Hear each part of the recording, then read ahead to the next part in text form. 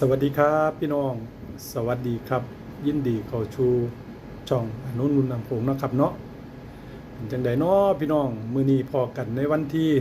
18เนาะครับวันที่18เดือนเมษายนพศ2568เนาะ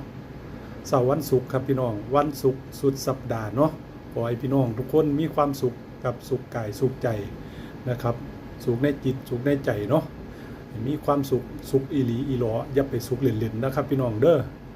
เฮ็ดหยังก็สร้างให้เฮานับถือให้เฮายึดถือความสุขไว้นะครับคิดก็คิดบวกไว้นะครับพี่น้องอย่าไปคิดลบเฮาฮู้อยู่ว่าคิดลบมันเป็นจังไดเนาะคิดลบมันเฮ็ดให้จิตใจบ่ดีมันเฮ็ดให้จิตใจซึมเศร้านะครับพอเฮาคิดบวกเข้าไปแล้วเฮ็ดหยังก็เฮ็ดบวกไว้นะครับเฮ็ดงานเฮ็ดการนะครับเฮ็ดงานก็เฮ็ดงานสุจริตนะครับใส่เงินก็ใส่เงินแบบดีๆใส่เงินแบบพิจารณานะครับให้มันสมกับที่เฮาเฮ็ดงานสุจริตเฮ็ดงานดีมากเนาะใส่เงินให้มันดีนะครับอย่าไปใส่เงินในทางที่บ่ดีนะครับเอาไปเล่นการพนันเอาไปใส่ใจที่มัน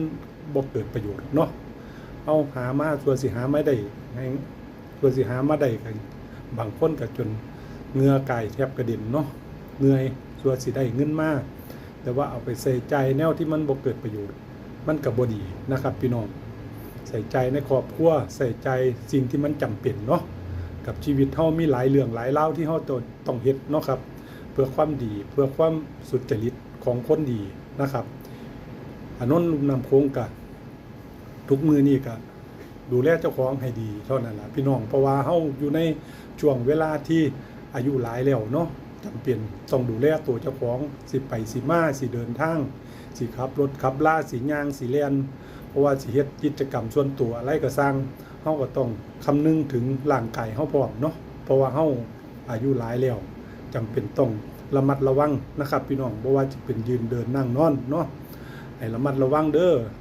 คนอายุ50บวกขึ้นไปคืออนุนุนนำโขงก็ได้เนาะอย่าสูบไปเฮ็ดหยังที่มันโลดโผนคือจังเด็กน้อยคือตอนเป็นวัยรุ่นบ่ได้ที่พี่น้องตอนเป็นวัยรุ่นนี่เฮาสิเฮ็ดจังได๋ก็ได้มันบ่